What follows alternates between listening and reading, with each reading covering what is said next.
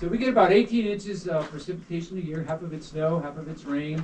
A lot of it evaporates, but some of it can migrate down through this very porous sandstone. So water's coming down. If you don't believe me, look at this white stuff. See all the white stuff back here?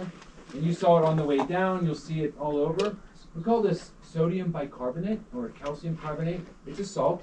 And it's actually what the canyon was named after, sodium bicarbonate. And some rangers, they don't say that. They say, well, it's named after the fact that it's soda wide, soda deep. But that's a stupid joke. I don't say that. So I always rely on the chemistry. So.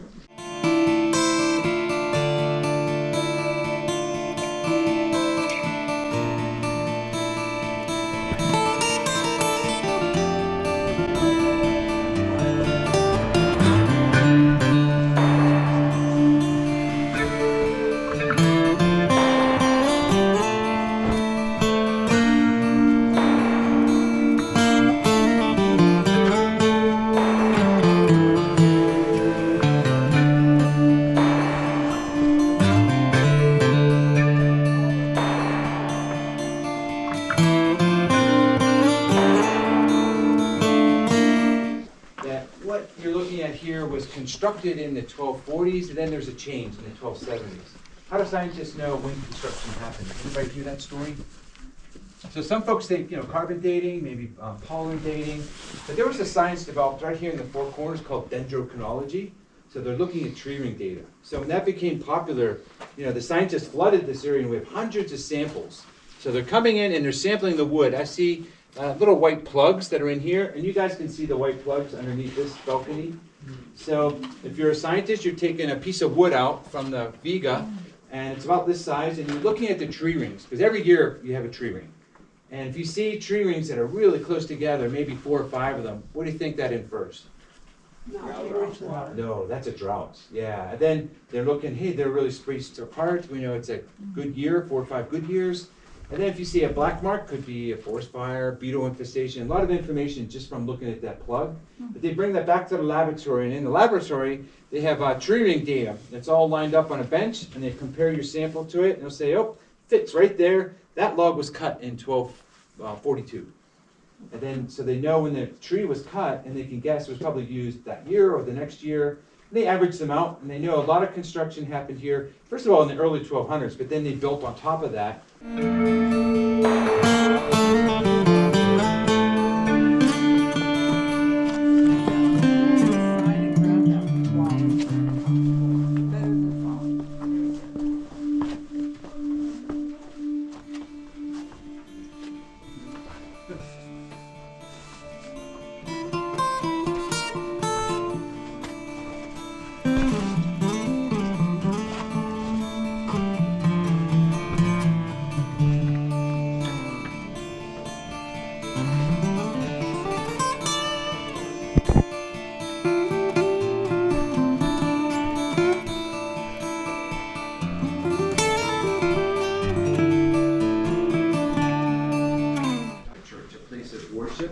Becoming more spiritual. This is where fathers, we think, are teaching their children their oral histories in kivas.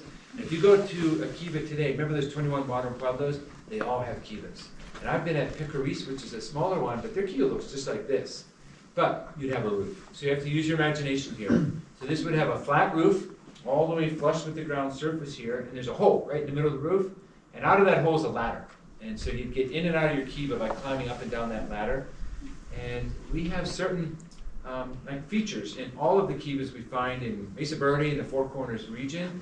And the features are lined up from the south to the north on this line here. But for some reason, it did not work out. So this is called a ventilator shaft. And we think the ancestral people found out that you're not getting enough ventilation, so they moved it, which is not customary, and you moved it out here to get more air. Because you're sucking air from out here, it goes down the ventilator shaft to the bottom of your kiva. See that little fireplace-looking structure down there? But unlike a fireplace, smoke is not going out and up. It's sucking air from out here down in. Air comes out that fireplace. It's this. It's called a dissipator. It dissipates the fresh air around the sides of your kiva. And because you have a fire in the middle, it now, the fire is not put out. But even important is that the fire is heating up that fresh air. And hot air rises, right? It's going to rise with the smoke out of that hole in the middle. So now you have a vacuum. It's sucking fresh air in there all the time. So that's how we know they can live down here. So that's where I would be in the winter.